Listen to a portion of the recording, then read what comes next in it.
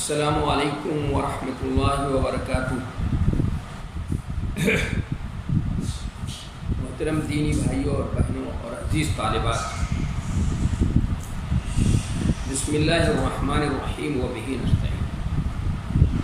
کل ہم لوگ بخاری کے اندر جو 26واں باب ہے، کتاب الایمان کا 26واں باب ہے، وہ پڑھ رہے تھے۔ باب قیام لیلۃ القدر من الایمان، یہ ہم نے پڑھ لیا تھا، مکمل کر لیا تھا۔ تو آج جو ہے وہ 27واں باب ہے، باب الجہاد من الایمان۔ بہ قال حدثنا حرمی بن حفص قال حدثنا عبد الواحد قال حدثنا عمیرۃ قال حدثنا عبد الزرعة بن عمرو بن جرير قال سمعت ابا هريرة عن النبي صلى الله عليه وسلم قال انتدب الله لمن خرج في سبيله لا يخرجه الا ايمان بي وتصديق برسلي ان ارجئه بما نال من اجر او غنيمه او ادخله الجنه ولولا ان اشق على امتي ما قعدت خلف سريه ولا وددت أني أقتل في سبيل الله ثم أحيا ثم أقتل ثم أحيا ثم أقتل، أو كما قال صلی اللہ علیہ وسلم۔ یہ ترجمۃ الباب ہے، اس کا کیا مقصد ہے، اور پھر امام بخاری رحمۃ اللہ علیہ نے باب قیام لیلۃ القدر من الایمان، اور پھر فوراً اس کے بعد باب الجہاد من الایمان، اور اس کے بعد بھی باب تطوع قیام رمضان من الایمان، اور باب صوم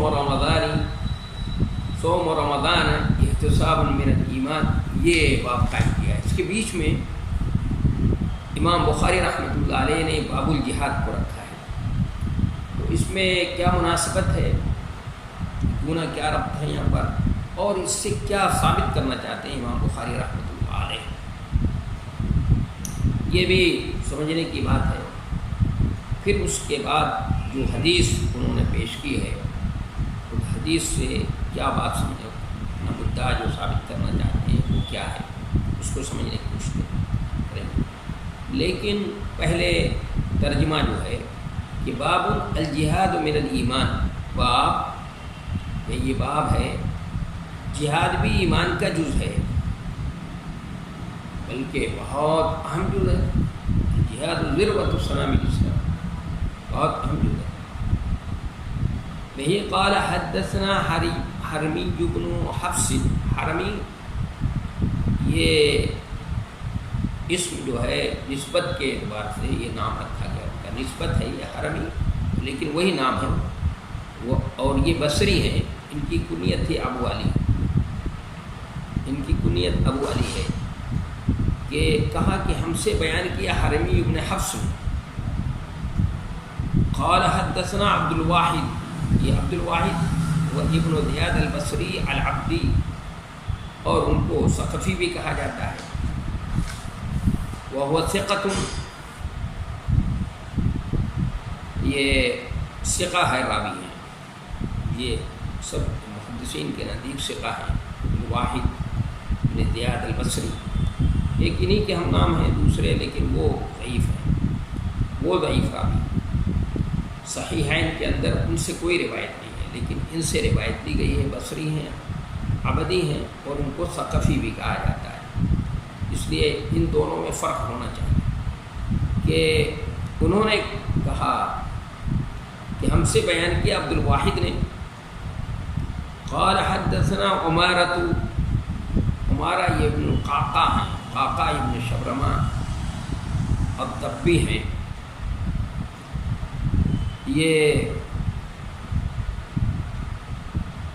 کہ انہوں نے کہا ہم سے بیان کیا، عمارہ نے، انہوں نے کہا ہم سے بیان کیا ابو زرعہ ابن عمرو ابن جریر نے، انہوں نے کہا میں نے ابو ہریرہ رضی اللہ عنہ سے سنا، قال سمعت ابا ہریرہ عن النبی صلی اللہ علیہ وسلم قال، انہوں نے کہا میں نے ابو ہریرہ رضی اللہ عنہ سے، کہ انہوں نے نبی صلی اللہ علیہ وسلم سے، آپ صلی اللہ علیہ وسلم نے فرمایا، انہوں نے نبی صلی اللہ علیہ وسلم سے روایت کی، آپ صلی اللہ علیہ وسلم نے فرمایا، کیا فرمایا؟ اللہ تعالیٰ نے ذمہ لے لیا ہے، انتدب اللہ لمن خرج فی سبیلہ، اللہ تبارک و تعالیٰ نے ذمہ لے لیا اس شخص کا جو اللہ کی راہ میں نکلا، اور اس راہ میں اس کو کوئی چیز نہیں نکالتی مگر میرے اوپر ایمان رکھنا اور میرے رسولوں کی تصدیق کرنا۔ اگر زندہ رہا ہو تو میں اس کو ثواب اور مال غنیمت جو اس نے حاصل کیا ہے اس کو دے کر لوٹاؤں گا، یا پھر شہید ہوا تو جنت میں داخل کروں گا۔ نبی صلی اللہ علیہ وسلم نے فرمایا کہ اگر میری امت پر شاپ نہ گزرتا تو میں کسی لشکر سے پیچھے نہ رہتا، کسی سریے سے پیچھے نہیں رہتا، بلکہ ہر لشکر میں جاتا۔ بے شک میں تو یہ پسند کرتا ہوں کہ اللہ کی راہ میں مارا جاؤں، پھر زندہ کیا جاؤں، پھر مارا جاؤں، پھر زندہ کیا جاؤں، پھر مارا جاؤں۔ یہ آپ نے تمنا کی، اور یہ تمنا آپ کی پوری بھی ہوئی۔ اس طرح سے تو نہیں ہوئی کہ میدان کارگار میں وہ جنگ کرتے ہوئے اسی جہاد شہید ہوا، کہ وہ زہر کے ذریعے سے آپ اسی کا اثر آپ نے اپنے مرض الموت میں آپ نے حضرت عائشہ ام المؤمنین حضرت عائشہ رضی اللہ تعالیٰ عنہ سے فرمایا کہ میں اس کی شدت محسوس کر رہا ہوں اس زہر کی، تو اسی زہر کی وجہ سے ان کا آپ صلی اللہ علیہ وسلم کا انتقال ہوا۔ تو اب سب سے پہلی بات تو یہ کہ بیچ میں یہاں پر بیچ میں جو ہے جہاد کا باب لا کر کیا بتانا چاہتے ہیں امام بخاری رحمۃ اللہ علیہ؟ یہاں پر سب سے پہلے تو یہ سمجھنے کی بات ہے کہ قیام لیلۃ القدر اور قیام رمضان میں زیادہ مناسبت تھی، اس لیے دونوں باب متصل لانا چاہیے تھا ابھی بیچ میں، لیکن امام بخاری نے دونوں بابوں کے بیچ میں جہاد کا باب کیوں قائم کر دیا؟ یہ مسئلہ سوال ہے۔ تو اس کا جواب یعنی اس بات کی طرف اشارہ کرنا تھا کہ رمضان میں جہاد کرنا اور شہادت حاصل کرنا زیادہ ثواب کا باعث ہے، یعنی رمضان المبارک کے اندر جہاد کرنا اور شہادت حاصل کرنا زیادہ ثواب کی بات ہے۔ دوسری بات امام بخاری رحمۃ اللہ علیہ بیچ میں جہاد کا باب لا کر قائم کر کے یہ بتانا چاہتے ہیں کہ جیسے مجاہد فی سبیل اللہ شہادت کا درجہ حاصل کرنا ہے، مجاہد فی سبیل اللہ ہے، وہ شہادت کا درجہ حاصل کرنے کے لیے جہاد میں جاتا ہے اور اس کے لیے سخت محنت بھی کرتا ہے، جد و جہد کرتا ہے، کوشش کرتا ہے، لیکن اس کے باوجود ضروری نہیں کہ اس کو شہادت بھی نصیب ہو۔ ہاں اتنا ضرور ہے کہ اس کو جہاد کا ثواب حاصل ہو جائے۔ اسی طرح یہ بتانا چاہتے ہیں کہ شب قدر کا ثواب پانے کے لیے آدمی رات بھر محنت و مجاہدہ کرتا ہے، لیکن ضروری نہیں ہے، یہ بھی ضروری نہیں، علامہ ابن حجر اسقلانی رحمۃ اللہ نے ایک مناسبت لکھی ہے، یہ ضروری نہیں ہے کہ شب قدر مل ہی جائے، ہاں اتنا ہوگا کہ اس کی محنت کا ثواب اللہ تعالیٰ اس کو دے گا، ضرور دے گا۔ گویا امام بخاری رحمۃ اللہ علیہ یہ بتانا چاہتے ہیں کہ دونوں میں قدر مشترک محنت اور مجاہدہ ہے، یہاں بھی محنت ہو رہی ہے، وہاں بھی محنت ہے، مجاہدہ ہے، قدر مشترک۔ اسی مجاہدے کی طرف اشارہ کرنے کے لیے بیچ میں جہاد کا لفظ ضمن لائے، اور جہاد کے معنی ہوتے ہی ہیں کہ مسلسل کوشش کرنا اللہ کے کلمے کو بلند کرنے کے لیے، اللہ کے کلمے کو عام کرنے کے لیے اس کے لیے کوشش کرنا۔ اب اس کے راستے میں ظاہر ہے کہ جو روڑا بنے گا جو مسلسل کرنا ہے، اللہ کی زمین میں جو فتنہ و فساد ہے اس کو ختم کرنا ہے، تو اب جو اس کے راستے میں بڑے روڑا بنے گا، رکاوٹ بنے گا، تو اس کو صاف کیا جائے گا۔ تو جہاد در حقیقت کیا ہے؟ مظلوم کی مدد ہے، کسی پر ظلم اور زیادتی نہیں ہے، بلکہ مظلوم کی مدد ہے۔ جو کمزور لوگ آہنی پنجوں کے اندر جو ہے کیا ہوتے ہیں، جکڑے ہوتے ہیں، اور ان سے لوگ استحصال کرتے رہتے ہیں، ان کا استحصال کرتے رہتے ہیں، ان کی مدد ہے۔ تو یہ مناسبت ہے بیچ میں کہ ان دونوں کے بیچ میں امام بخاری رحمۃ اللہ علیہ کیونکہ بہت ہی ذہین و فطین انسان ہے اور اعلیٰ درجے کا ذہانت اللہ تبارک و تعالیٰ نے ان کو عطا فرمائی تھی، اور دین کا فہم بھی بہت عمیق تھا، ان کا بہت گہرا فہم کرتے تھے، گہرائی اور گہرائی، دین کے فہم کے اندر گہرائی اور گہرائی اللہ تبارک و تعالیٰ نے ان کو عطا کی تھی۔ اس فہم کی بنیاد پر انہوں نے بیچ میں اس کو اور مقصد کیا ہے؟ مقصد امام بخاری رحمۃ اللہ علیہ کے بیچ میں یہ ان امور کا تذکرہ کر رہے تھے نا، جو امور ایمان کے اندر کیا ہے شامل ہے. تو یہ بتا دیا کہ شب قدر بھی کا قیام بھی ایمان کا ایک جز ہے، حصہ ہے، اور وہ کس طرح سے بتایا. تو یہاں پر یہ ترجمہ الباب قائم کر کے امام بخاری رحمۃ اللہ علیہ کا مقصد کیا ہے یہ بتانا چاہتے ہیں کہ جہاد بھی یہ بھی ایمان کے ایسے ہے. تو اس لیے اس کتاب الایمان سے اس کو مناسبت حاصل ہے، اس لیے کتاب الایمان کے اندر اس کو رکھا ہے. اور کتاب الجہاد کے اندر بھی اس کا تذکرہ کریں گے امام بخاری رحمۃ اللہ علیہ. لیکن مناسبت یہاں پر کتاب الایمان سے مناسبت یہ ہے کہ جہاد بھی ایمان کے جو اجزاء ہیں، جو ایمان کے جو وہ امور جو ایمان کے اندر شامل ہیں ان میں سے ایک. اس لیے حضرت عبداللہ ابن عمر رضی اللہ عنہ سے وہ حدیث بھی پڑھ چکے لوگ، اس میں تو نہیں آئے گے. اور دوسری مسلم کے اندر روایت ہے کہ حضرت عبداللہ ابن عمر سے ایک شخص نے پوچھا کہ آپ جہاد نہیں کر رہے؟ تو انہوں نے کہا بنی الاسلام والا خمس شہادت اللہ الہ الا اللہ. تو اس دور کی بات ہے جب ہمارے حضرت علی اور حضرت امیر معاویہ کے درمیان جنگ ہو رہی تھی. تو انہوں نے اپنے لیے موقف کو سمجھا کہ میں نے اس کا تذکرہ بھی یہاں پر بھی کیا تھا بخاری کے اندر میں، کہ موقف یہ سمجھا کہ کنارہ کشی اختیار کرنا یہ تھا. طائفتان من المؤمنین اقتتلوا فاصلحوا بینہما، اصلاح کا کام کرنا، ان کے میں سے کسی کا فریق نہیں کرنا چاہیے. کسی ایک کی طرف سے ہم وہ لڑنے لگے اور بھڑنے لگے تو اس طرح سے تو بات اور آگے بڑھے گی، اور یہ بجائے صلح ہونے کے، مصالحت ہونے کے، جنگ رکنے کے.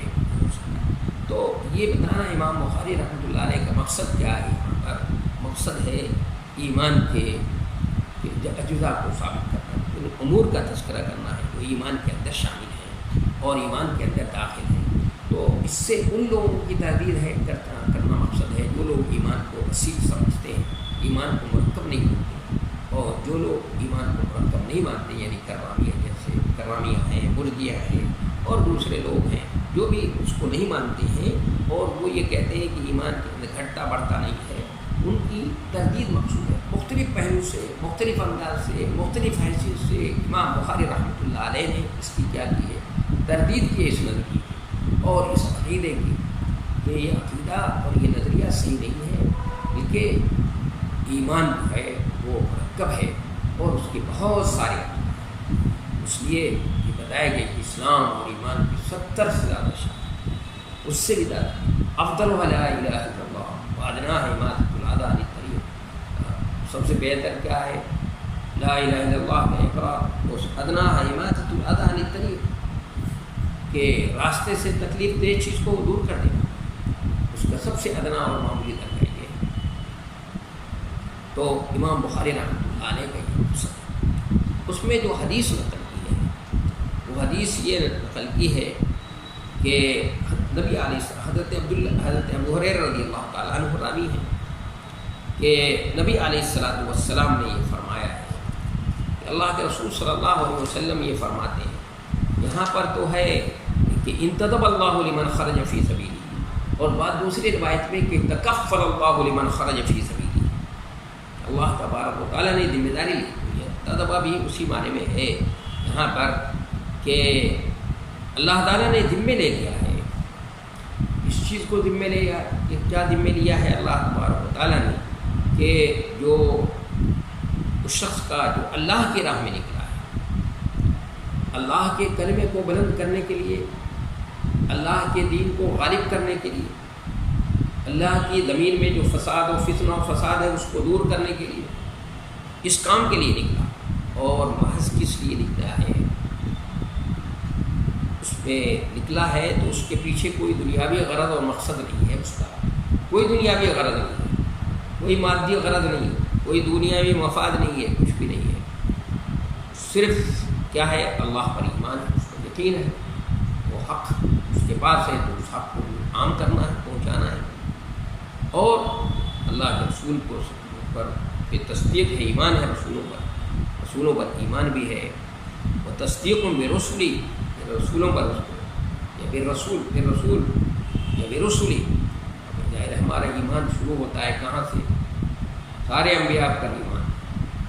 لا نفرق بین احد من رسلی، انبیاء پر ایمان لاتے ہیں ہم سب پر ایمانی طور پر، اور نبی علیہ الصلوۃ والسلام کو بحیثیت نبی آخر الزماں کی حیثیت سے، خاتم النبیین کی حیثیت سے ان پر تفصیلی ایمان لانا ضروری ہے. یہ اس پر اللہ پر اور رسول پر ایمان لانے کی وجہ سے تو اللہ تعالیٰ فرماتا ہے، اللہ تعالیٰ اس سے کہتا ہے زندہ رہتا ہے تو میں اس کو ثواب اور مال غنیمت اس کے ساتھ ساتھ واپس کرتا ہوں. انرجعہ بما نال من اجر او غنیمہ، کہ جہاد کا اس کو ثواب بھی ملتا ہے، اجر و ثواب بھی ملتا ہے. اور آپ نے فرمایا لغدوۃ و روحۃ فی سبیل اللہ خیر من الدنیا وما فیہا، کہ اللہ کے راستے کی ایک صبح و شام بھی دنیا اور ما فیہا سے بہتر ہے. اس کو یہ اجر و ثواب اللہ تبارک و تعالیٰ یہ فرماتا ہے.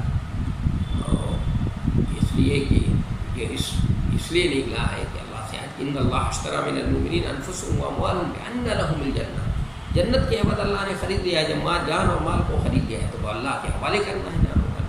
تو اس لیے اللہ کے راستے میں اللہ کے دین کو غالب کرنے کے لیے، اللہ کے کلمے کو بلند کرنے کے لیے نکلتا ہے. تو اگر وہ زندہ رہتا ہے تو اللہ تبارک و تعالیٰ فرماتا ہے کہ میں اس سے اجر و ثواب اور مال غنیمت کے ساتھ، ایک مال غنیمت ہے اس لیے اس کو نفل کو، مال غنیمت کو نفل سے تعبیر کیا ہے کہ اجر و ثواب تو بھی بہت زیادہ ہے. مجاہد ہے اس کا تو اجر و ثواب ہی بہت زیادہ ہے.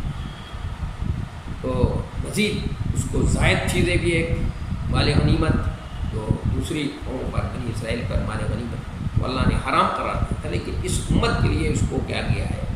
حلال قرار دیا ہے. تو اجر و ثواب کے ساتھ اور مال غنیمت کے ساتھ اللہ تبارک و تعالیٰ اس کو لوٹاتا ہے.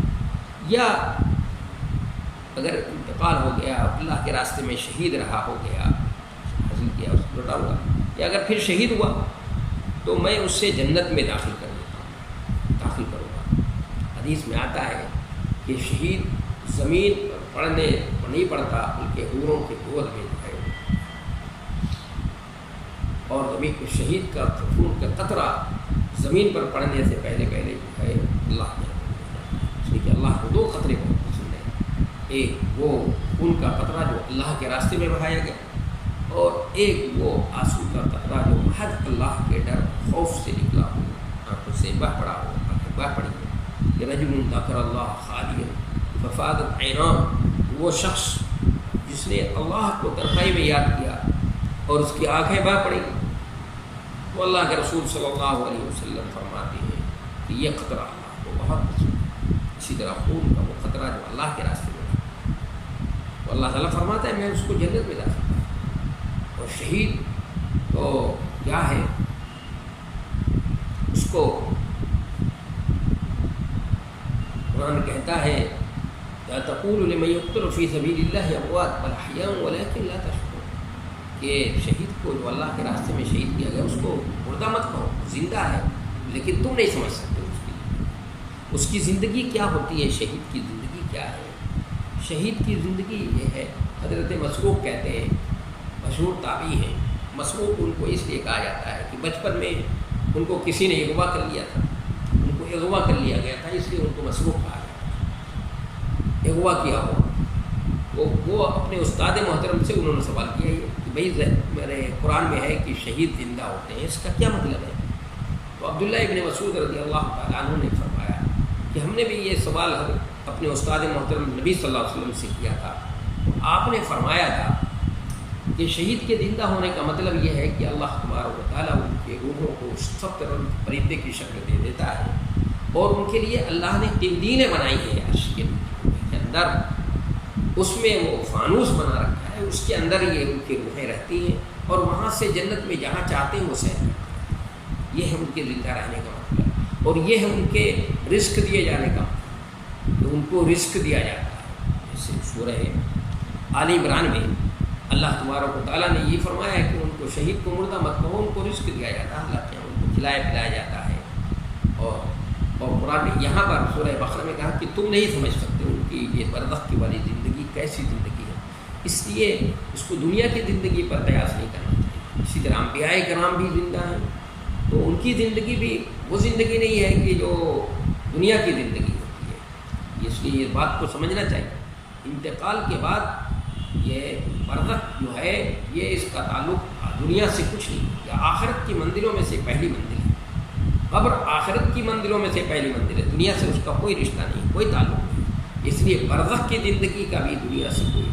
علماء عقیدہ نے اس پر بہت زور دے کر کے اس کو سمجھایا ہے.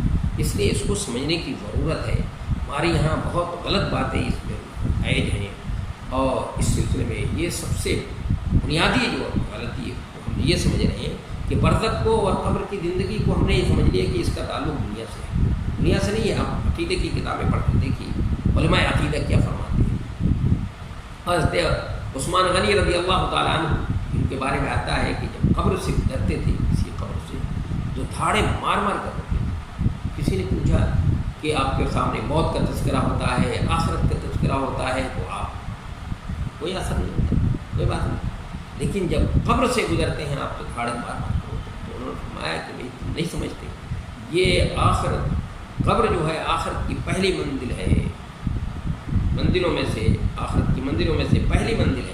اگر اس منزل سے آسانی سے گزر گئے, معاملہ صحیح ہو گیا, تو پھر آگے کی منزل جو ہے بہت آسان ہوتی ہے. اور اگر یہیں پھنس گئے, معاملہ یہیں خراب ہو گیا, تو یہیں پھنسے اگر, تو پھر تو آگے کی منزل جو ہے معاملہ خراب ہو جاتا ہے. تو اس لیے یہ زندگی جو ہے, چاہے وہ انبیاء کرام کی زندگی ہو, شہداء کی زندگی ہو, اس کو دنیا کی زندگی پر قیاس نہیں کرنا چاہیے. اور ہم نے اس کو دنیا کی زندگی پر قیاس کر دیا. اس کے ذریعے سے ہمارے یہاں امت مسلمہ کے اندر کیا کیا خرافات پیدا ہوئی, کیا خرافاتیں پیدا ہوئی ہیں, کیا کیا خرافات ہیں. آپ دیکھ سکتے ہیں جو مزاروں پر, بلکہ انبیاء کرام نہیں بلکہ صلحاء کو بھی ہم نے وہ قبروں میں زندہ سمجھ لیا. اور پھر باقاعدہ علماء حضرات یہ کہتے ہیں کہ بھائی یہ آپ جو مزاروں پہ جاتے ہیں تو یہ آپ کے لیے اللہ سے سفارش کرتے ہیں, اور یہ آپ کی سفارش اچھے انداز میں آپ کی سفارش کر دیتے ہیں. اس لیے اس انداز سے جائیے اور قبروں پر اس انداز سے حاضری دیجیے. یہ سب کیا چیزیں ہیں؟ اس لیے کہ آپ نے یہ سمجھ لیا کہ اس زندگی کو, وہاں کی زندگی کو, اس زندگی کو, ارے انبیاء کرام کی زندگی کو, یا شہداء کی زندگی کو, یا صلحاء کی زندگی کو ایسے سمجھ لیا جیسے دنیا کی زندگی کی طرح سے. بھائی وہ برزخ کی زندگی, اس برزخ کی زندگی کو ہم نہیں سمجھ, ہم تم لا تشعرون. قرآن نے کہہ دیا تم نہیں سمجھ سکتے اس کو, وہاں پر نہیں گئے, ہم نہیں دیکھا. ہم تو قرآن نے جتنا بیان کر دیا ہے اتنی ہی ہم کو ماننا چاہیے. اس سے آگے کی بات ہم کو نہیں کرنی چاہیے, آگے کی بات نہیں کرنی چاہیے. آگے کی بات جو ہے ہمیں کرنا یہ صحیح نہیں ہے, وہ صحیح نہیں ہے, یہ کرنا صحیح نہیں ہے, غلط ہے. یہ آدمی کو سمجھنے کی کوشش کرنی چاہیے. تو یہ آپ نے فرمایا کہ اس کو اللہ تبارک و تعالیٰ جنت میں داخل کرنے کا, تو شہادت یہ ہے بہت اونچا مقام. اس لیے آپ صلی اللہ علیہ وسلم نے فرمایا کہ میری امت پر اگر شاق نہ ہوتا تو میں کسی بھی سریے سے پیچھے نہیں رہتا, کسی بھی لشکر سے پیچھے نہیں رہتا. کیا مطلب یہ ہے کہ مسلمانوں میں بہت سے ایسے تھے جن کے پاس ذرائع وسائل نہیں تھے کہ وہ ہر اس میں شریک ہو سکیں, ہر لشکر میں, وہ لشکر میں شریک ہو سکیں. اس لیے آپ صلی اللہ علیہ وسلم اس خواہش کے باوجود کہ آپ شریک ہونا چاہتے تھے, لیکن ان مسلمانوں کے خاطر کہ ان کو کوئی تکلیف نہ ہو کہ بھائی یہ تو بہت ضروری کام ہے, اس میں تو شریک نبی صلی اللہ علیہ وسلم ہر اس میں شریک ہو رہے ہیں, ہم کیسے جو ہے پیچھے رہ جا رہے ہیں, ہمارے پاس نہیں ہے, تو ان کو تکلیف ہوتی ہے. یہ تو اس آپ صلی اللہ علیہ وسلم چونکہ اللہ نے آپ کے اندر یہ رکھی تھی, دوسروں کی تکلیفوں کو بھی محسوس کرتے تھے, لوگوں کی ٹیس کو اور تکلیف کو محسوس کرتے تھے آپ صلی اللہ علیہ وسلم. اس لیے آپ صلی اللہ علیہ وسلم جو ہے کیا اسی لیے فرما رہے ہیں کہ میری امت پہ اگر شاق ہو, یہ میری امت پہ شاق ہوگا. بہت سے لوگ جو ہیں جو پریشان حال ہیں, جن کے پاس ذرائع وسائل نہیں ہیں, وہ بھی یہ سمجھیں گے کہ بھائی جب نبی صلی اللہ علیہ وسلم ہر اس میں شریک ہو رہے ہیں تو ہم کو بھی شریک ہونا چاہیے. نہیں سر میں شریک ہو رہے ہیں تو اس کا مطلب ہمارے ہم بڑے کوتاہ واقع ہوئے ہیں, تو بڑی سستی ہو رہی ہے ہم سے. تو اس حکمت کے تحت, اس حکمت کے تحت نبی علیہ السلام جو ہے ہر اس میں شریک نہیں ہوتے. اور آپ کی تمنا اور خواہش یہ ہے کہ میں اللہ کے راستے میں شہید کیا جاؤں, پھر زندہ کیا جاؤں, پھر شہید کیا جاؤں, پھر زندہ شہید کیا جاؤں. یہ آپ کی تمنا تمنا ہے تو شہادت کی تمنا نبی علیہ الصلوۃ والسلام نے بھی کی ہے. تو شہادت پہ بھائی ماتم کرنے کی چیز ہے, آنسو بہانے کی چیز ہے. جو آج لوگ جو ہیں حضرت حسین رضی اللہ تعالیٰ عنہ کے شہادت پہ ماتم کرتے ہیں. بھائی کیوں حضرت ہو, بھائی ٹھیک ہے ان کی شہادت کا سانحہ جو ہے بہت ہی عظیم سانحہ ہے, تو انہی کی شہادت پہ کیوں ماتم ہو رہا ہے؟ صرف سید الشہداء حضرت حمزہ کی شہادت پہ کیوں نہیں ماتم ہو رہا ہے؟ حضرت عمر فاروق رضی اللہ عنہ کی شہادت پہ کیوں نہیں ماتم ہو رہا ہے؟ حضرت عثمان غنی مظلوم شہید ہوئے, ان کے اوپر کیوں نہیں ماتم ہو رہا ہے؟ مظلوم بلوائیوں نے ان کو شہید کیا ہے, ان کے اوپر کیوں نہیں ماتم ہوتا؟ حضرت حسن کو بھی شہید کیا گیا, ان کے اوپر بھی ماتم ہونا چاہیے. صحیح ہے حضرت حسین کے اوپر. بھائی یہ شہادت کوئی ماتم کی چیز ہے؟ اس کی تمنا کو حضرت نبی علیہ الصلوۃ والسلام کر رہے ہیں. دیکھیے تمنا کر رہے ہیں, یہ تو کامیابی ہے. حضرت علی کرم اللہ وجہ پر بلوائیوں نے جب ان کو شہید کیا ہے خوارج نے, تو انہوں نے کیا کہا, جب وہ زمین پہ گر رہے تھے تو کہہ رہے فزت ورب الکعبہ, کعبے کے رب کی قسم میں کامیاب. یہ تو کامیابی ہے بھائی, یہ تو کامیابی ہے. اور اس کی تمنا دیکھیے ابو بکر عمر فاروق رضی اللہ عنہ نے بھی کی. 3 دعائیں کی تھی انہوں نے, تینوں دعا ان کی قبول ہوئی. اللہ کے راستے میں شہادت, اور یہ کہ میں کسی مسلمان کے ہاتھ سے شہید نہ کیا جائے, اور پھر مدینۃ الرسول کے اندر جو ہے یہ تینوں دعائیں ان کی جو ہے کیا قبول ہو. اللہ شہادت تو تمنا کی ہے. اس کے حضرت عمر نے, نبی علیہ الصلوۃ والسلام نے اس کی تمنا کی. حضرت علی کرم اللہ عنہ جو انہوں نے اس کو کامیابی کہا. تو آج کیا بات ہے کہ لوگ جو ہیں اس شہادت کے اوپر کیا کرتے ہیں, ماتم کرتے ہیں, اور اس کے اوپر جو ہے اپنا سینہ پیٹتے ہیں, اور اس کے اوپر جو ہے آنسو بہاتے ہیں, مگر مچ کے آنسو بہاتے ہیں, اور وہ ماتم نوحہ خوانی کی جاتی ہے. کہ نوحہ کو نبی علیہ الصلوۃ والسلام نے فرمایا دانی ہما بہم کفر, کہ 2 صفتیں ہیں جو انسان کو کفر تک لے جاتی ہے. اس میں کیا فرمایا, النیاحۃ علی المیت, میت پر نوحہ خوانی کرنا, اور دوسرے کیا ہے الطعن علی النسب, کسی کے خاندان کے اوپر کو برا کہنا. اور کسی پر غم منانے کی ہمارے شریعت میں اجازت کتنے دن کے لیے؟ 3 دن بس. 3 دن سے زیادہ چوتھے دن غم منانے کی اجازت نہیں ہے. ام المومنین حضرت ام حبیبہ رضی اللہ تعالیٰ عنہ جب معلوم ہوا کہ ان کے والد صاحب انتقال ہو گیا اس دنیا کے اندر, ابو سفیان, تو انہوں نے غم منایا ہے 3 دن. چوتھے دن انہوں نے عورتوں کی خوشبو منگا کر لگایا اور استعمال کیا, اور بتایا کہ مجھے ضرورت نہیں ہے اس کی, لیکن میں اس کو استعمال کر رہی ہوں یہ بتانے کے لیے کہ میں اس کی 3 دن سے زیادہ اس کی اجازت نہیں ہے. تو انشاءاللہ وقت ہو چکا ہے, کل انشاءاللہ پھر جو ہے آگے بات ہوگی. ہمارا توفیق الا باللہ. والسلام.